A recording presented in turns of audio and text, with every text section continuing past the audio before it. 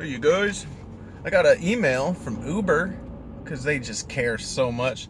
They want to know what I love about doing Uber delivery. And I saw this as an amazing opportunity to share my story and why I love Uber.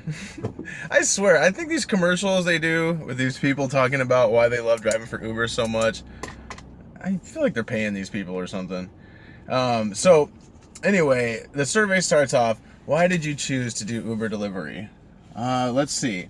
False hope that I would actually have a chance to make more money than with Uber passengers, which even at the time when I signed up was like, yeah, right, how is this going to end up being good?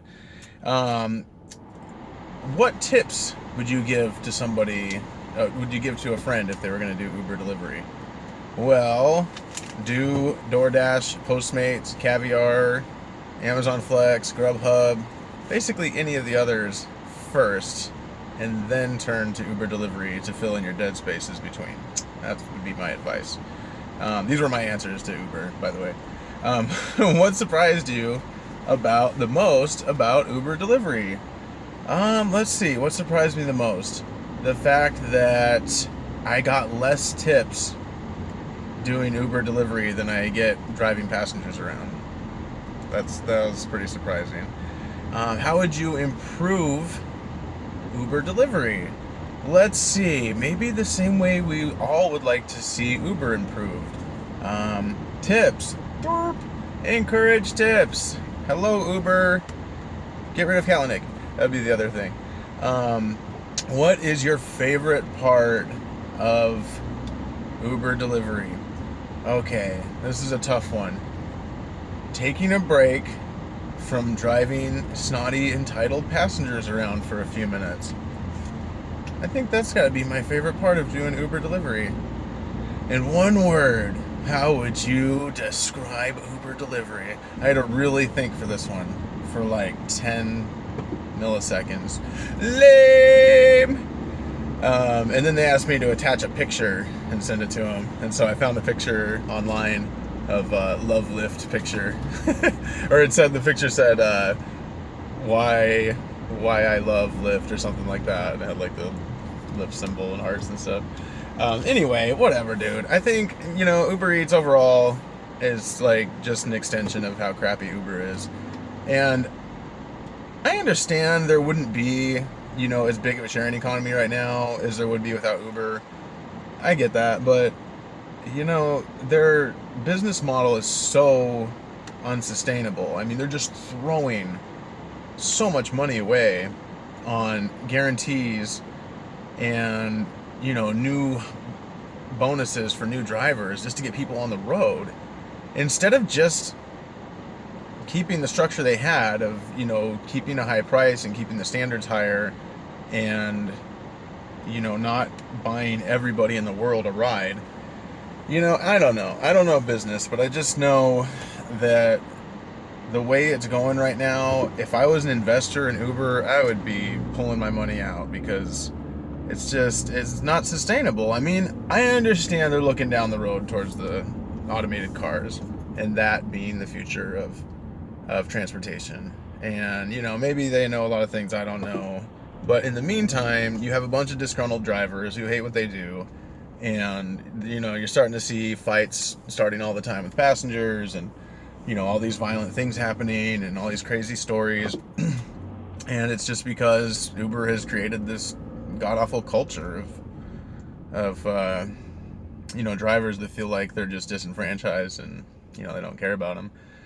But, I understand. A lot of people like Uber Eats. If you're getting guarantees, it's decent, I guess. I don't think the guarantees are all that great, but you can make money with it. And, if you stack other delivery deals with it. And I do.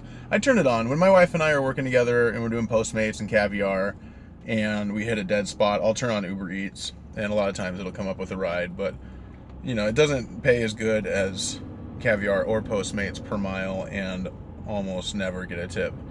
And yeah, so anyway, having said that, I had this really freaking awesome experience with Postmates the other night, and I was delivering I went out at like 1 o'clock in the morning. I was just really tired. I went home and took a nap, and I wanted to work graveyard. So I went out at like 1 o'clock in the morning, and I got this order for an adult video shop. And that's pretty much every time I see this fantasy for adults video order come up, it's always to buy people Whipits. And so I was like, okay, it was an order for $200. You can order just under $200 worth of Whipits, I guess is how it works. And so the people wanted $199 worth of Whipits. And so I went and grabbed them, brought them to them. And it was on a blitz, because it was 1 o'clock in the morning. Actually, it was 3 o'clock in the morning by that point. And so I paid like $10. I was like, cool, And when I dropped it off, the guy was like, all right, I'll see you in 20 minutes. And I'm like, okay, cool. And so, I took him seriously. And so I headed back over toward the video store again. And sure enough, the order pinged through, and it was another one. Another $200 worth of Whipits, brought it back over, and dropped it off. And I was like, wow, cool, are you guys going to order again? And, I was kind of curious if it was like ordering for a party or something like that. And he's like, yeah, probably. And then, so I headed back over there. And right as I got there again, another one came through, went and delivered it. So each order paid $10.67 or something like that. And it kind of sucks because Postmates doesn't show you how much each, or what people are tipping right off the bat now. I mean, maybe it's just my app. I don't know if it's different in different cities. But they don't, it always shows pending now, even if they tip you for 24 hours. Until 24 hours later, then the tip will show up. So I was kind of like, man, I'm not really making great money because it was like a 15-minute trip to go back to the store, 15 minutes back, and I had to go in and shop. So it was like spreading each drop-off out like 40 minutes in between each one. And so I was like, I don't know if I'm really making that great of money right now because I have no idea if they're tipping or not. And so I dropped off the third run, and the guy's like, oh yeah, we're going to keep going, man. Just, we'll have more for you. And I was like, if they're not tipping at all, I'm not making any money right now. I'm only making like $13 an hour.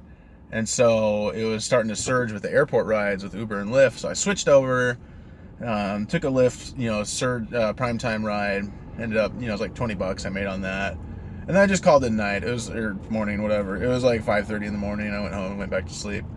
And then 24 hours later, the next morning I was working. I got done with the Red Hot Chili Peppers were in town. And I took a couple primetime rides from that. I made like $90 in an hour and a half after the concert. That was really cool.